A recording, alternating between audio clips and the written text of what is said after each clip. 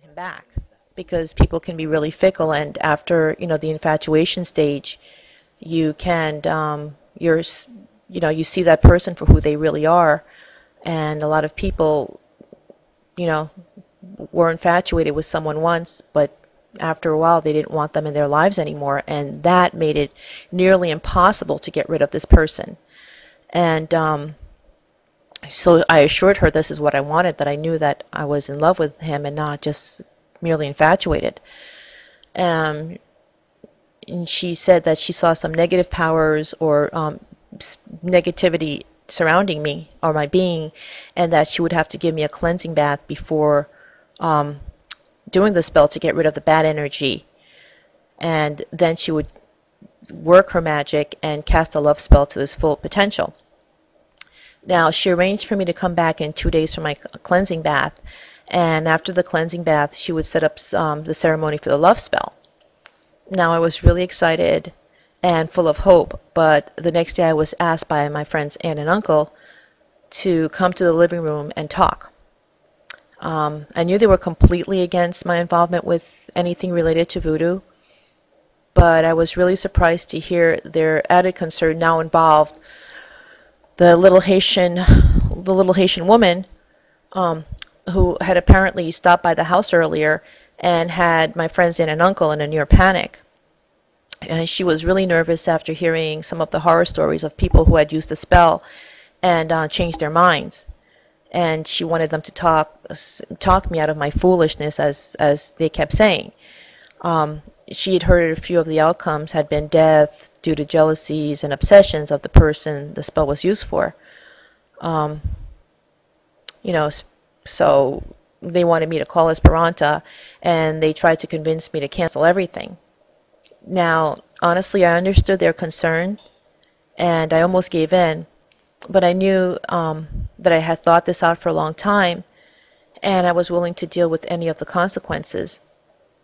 And I also knew, unlike a lot of people, I actually do know exactly what I want. After this, I spoke with the little Haitian woman, and I explained to her that there was no need for her to worry about me because I understood the consequences and was more than willing to take the risk.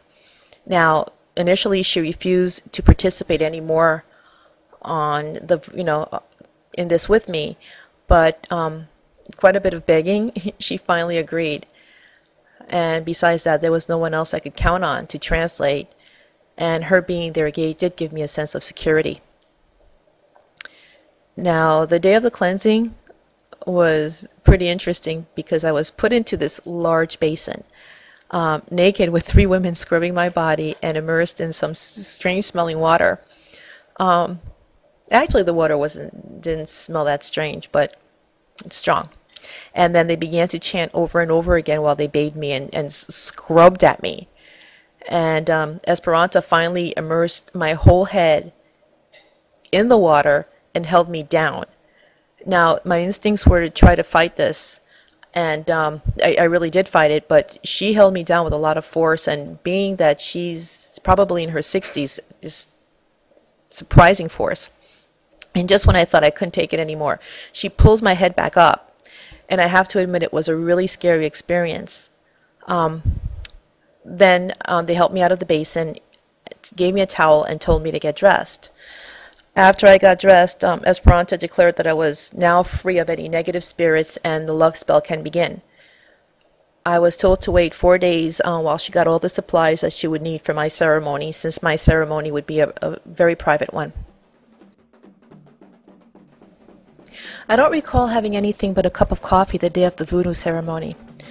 I was told to be there at 1 o'clock, but my stomach was in total knots. The ceremony was supposed to go on for 5 to 7 hours, which I thought was a bit long, but Esperanta told me it may last even longer. Now, I couldn't have imagined the time and effort that goes into preparation for the ceremony. The voodoo designs on the ground are meticulously done by hand, using colored dirt, sometimes dyed with blood and herbs. Creating the design alone can take up to 2 hours, and that takes several people. There was also at least 20